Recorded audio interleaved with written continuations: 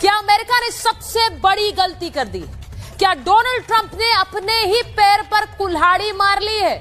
और क्या आज उन्हें इस बात का पूरी तरह से एहसास हो रहा होगा? आई हुई तस्वीरें देखी होंगी। ट्रंप के आसपास कुछ ऐसे भी लोग हैं जो ट्रंप को ये समझा रहे हैं कि भारत से पंगा लेना गलती होगी। वहीं अब सिर्फ उनके इर्द गिर्द ही नहीं, बल्कि जिस बड़े संगठन में अमेरिका मुख्य रूप से शामिल है, वो नाटो और उसके सदस्य देश अब भारत की कूटनीति का लोहा मानकर उल्टा ट्रंप को ही समझाने लगे। जी हाँ, खबर है फिनलैंड के राष्ट्रपति अलेक्जेंडर स्टब, जिन्होंने भारत का नाम लेकर अमेरिका को एक सलाह दे डाली। फिनलैंड जो नाटो का सदस्य देश है, उसके राष्ट्रपति स्टब ने चेतावनी दी है कि अगर यूरोप और अमेरिका ग्लोबल साउथ और भारत के प्रति ज्यादा सम्मान और सहयोग नहीं दिखाते हैं तो इसका खामियाजा अमेरिका को ही भुगतना होगा। ये ऐलान कर दिया है कि अब वो अमेरिका को तने तनहा सुपर पावर मानने के लिए तैयार नहीं है। शायद तारीख का सबसे बड़ा। असद साहब, सीधी सादी बात यह है कि मोदी एक ना एक दिन, मैं तो खैर जिंदा नहीं रहूंगा मगर आप इंशाल्लाह होंगे, आप देखेंगे 15-20 साल में ये आदमी आके कहेगा करो करो सेल्फ डिटर्मिनेशन, प्लेबिसिट करो। सब ने कहा अगर यूरोप और अमेरिका ग्लोबल साउथ और भारत के प्रति अधिक सहयोगात्मक विदेश नीति नहीं अपनाते हैं तो हम हार जाएंगे। उन्होंने जोर देकर कहा कि एससीओ की हालिया बैठक ने साबित कर दिया है कि चीन और रूस जैसे देश विकासशील दुनिया में अपनी पकड़ मजबूत कर रहे हैं। भारत, पाकिस्तान, ईरान और मध्य एशियाई देशों की सदस्यता वाले एससीओ की बीजिंग में हुई बैठक में आर्थिक सहयोग और बहुपक्षीय व्यापार पर फोकस किया गया है। ये पश्चिमी देशों के लिए चुनौती है। चीन में एससीओ की बैठक पश्चिम को याद दिलाती है कि पश्चिम का नेतृत्व और आर्थिक प्रभुत्व पर खतरा है। भारत जैसे देशों को नजरअंदाज करना घातक होगा। सारी अकड़ वो निकल गई है, यानी अमेरिका को मार पड़ी और अब उसके अपने भी, आपको पता है कि जलील कर रहे हैं। जरा चलाइएगा क्लिप। जब उसको मार पड़ी तो फिर रोता धोता धोता चीखता चिल्लाता नजर आया। जो सारी आप कह लें कि इन्वेस्टमेंट है, इतनी सरमायाकारी, इतना दिमाग लड़ा रहे थे साजिशें करने में, पैसा लगाने में, सारा कुछ डूब गया, गर्क हो गया है, चिल्ला रहा है कि मर गए, लुट गए, बर्बाद हो गए, हाय हमारे साथ क्या हो गया। और अपनी हार मानने के बजाय हस्बे रिवायत ढीठ लोग खुद को क्लीन चिट देने की नाकाम कोशिश कर रहे हैं। भारत साफ साफ बता दिया है कि अब खित्ते में तुम्हारा बस नहीं चलेगा, वक्त बदल गया। अमेरिका अकेला है, यूरोप में तो कोई दमखम नहीं है, वो तो दुनिया ने देख लिया है। ना यूरोप में ना बरतानिया में कोई दमखम नहीं है इन ममालिक में। ये तो अपना दिफा बमुश्किल कर पाए तो कर पाए, वरना वो भी मुश्किल है। तो अमेरिका अब दो बड़ी ताकतों से अबरदाज़मा है, जिनकी अज़ाइम ये हैं कि अब अमेरिका की चौधराहट कबूल नहीं है। वो ये नहीं चाह रहे कि अमेरिका को मलिया मेट करना है और यूरोपीय यूनियन को मलिया मेट कर देना है।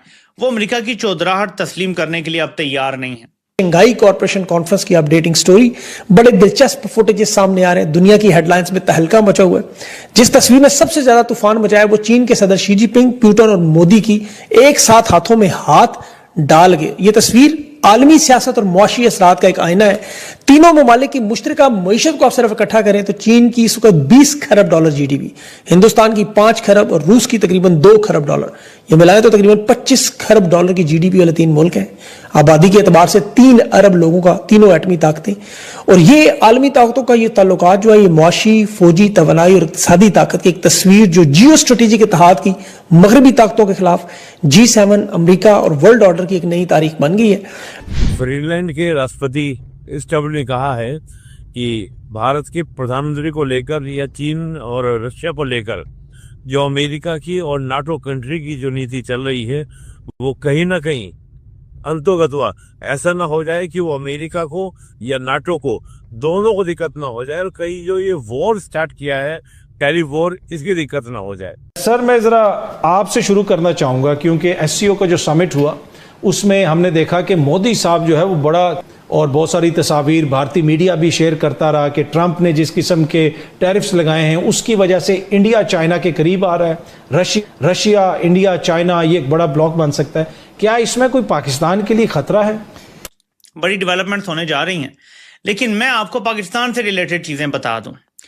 टाइम मैगजीन लिखता है, और ये बड़ा इंपॉर्टेंट है, America has always had a soft spot for Pakistan's military dictators because they see them as a one window operation for their secret and not so secret strategic plans. मैं अगर इसका आसान तरीन अल्फाज में तर्जुमा करूं तो वो ये है कि जर्नैल पाकिस्तान के गद्दार हैं और अमेरिका समझता है कि इन गद्दारों के जरिए वो जो चाहे मनवा सकता है। ये अब टाइम मैगजीन लिख रहा है।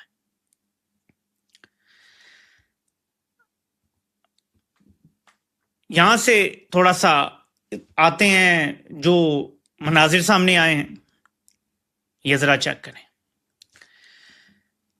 दुनिया का कौन सा ऐसा मुल्क है जहां पे वजीर आजम आगे होता है, लीड ले रहा होता है, और दुनिया का कौन सा ऐसा मुल्क है जहां पे आर्मी चीफ लीड ले रहा होता है? आप कहेंगे यार ये तो आपने कैसी बात कर दी। वाकई दुनिया का ऐसा कोई मुल्क नहीं है जहां पे आर्मी चीफ लीड ले। बाकी दुनिया के सारे ममालिक में वजीर आजम भी लीड लेगा। यहां देखें आप, आर्मी चीफ आगे चल रहा है, वजीर आजम वो पीछे कोने से नजर आ रहा है दोनों के दरमियान, और इधर डिप्टी वजीर आजम और वजीर खारजा। और आप इसहाक डार की शक्ल देखें, आपको उसके चेहरे के तासुरात से पता चल जाएगा कि क्या हो रहा है। शरीफ, ये एक है क्लिप देखें जरा। इसमें आप देख सकते हैं कि शहबाज शरीफ सीढ़ियां साथ चढ़ रहा है, किम योंग उन के साथ चल रहा है, इधर शी जिनपिंग है, उसके राइट हैंड साइड पे पुतिन है। और इस वीडियो को, क्लिप को नून लीग की तरफ से शेयर किया जा रहा है कि देखें जी पाकिस्तान को बड़ी इज्जत मिली है।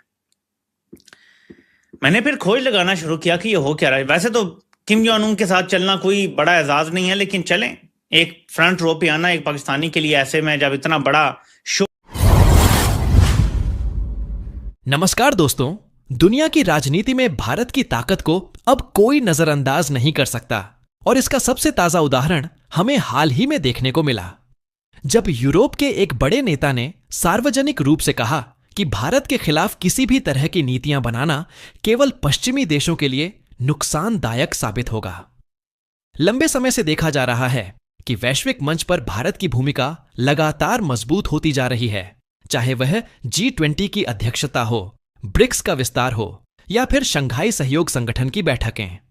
पहले जहां पश्चिमी देश भारत को केवल एक बड़ा बाजार मानते थे, वहीं अब भारत को एक ऐसी शक्ति के रूप में देखा जा रहा है जिसके बिना अंतरराष्ट्रीय मुद्दों का समाधान अधूरा है। यूरोप के कई देशों ने यह महसूस किया है कि यदि भारत को नजरअंदाज किया गया तो चीन और रूस जैसी ताकतें इसका सीधा फायदा उठाएंगी और पश्चिम की स्थिति कमजोर हो जाएगी।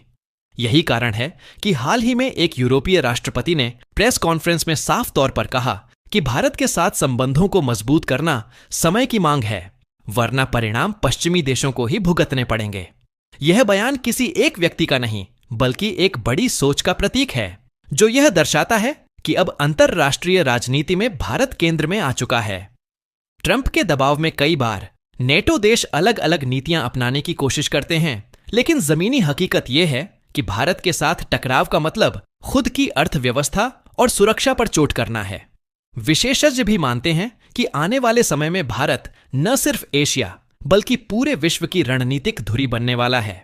चाहे रक्षा सौदे हों, ऊर्जा की जरूरतें हों, या फिर वैश्विक आपूर्ति श्रृंखला की सुरक्षा, हर जगह भारत की अहम भूमिका को सभी मानने लगे हैं। इसीलिए यूरोप और अमेरिका के सामने आज यह चुनौती है कि वे भारत को साझेदार की तरह स्वीकार करें या फिर चीन और रूस को और मजबूत होने का मौका दें। फिलहाल भारत इस स्थिति का लाभ उठाते हुए अपनी विदेश नीति को संतुलित रख रहा है, और यही वजह है कि पूरी दुनिया भारत की ओर देख रही है। दोस्तों, यह अपने आप में एक बड़ा संकेत है कि आने वाले वर्षों में भारत की आवाज संयुक्त राष्ट्र जैसे मंचों पर और ज्यादा निर्णायक होगी। अब देखना यह होगा कि अमेरिका इस पर कैसी प्रतिक्रिया देता है, और क्या सच में पश्चिमी देश भारत के महत्व को दिल से स्वीकार करेंगे या फिर दबाव की राजनीति ही खेलते रहेंगे।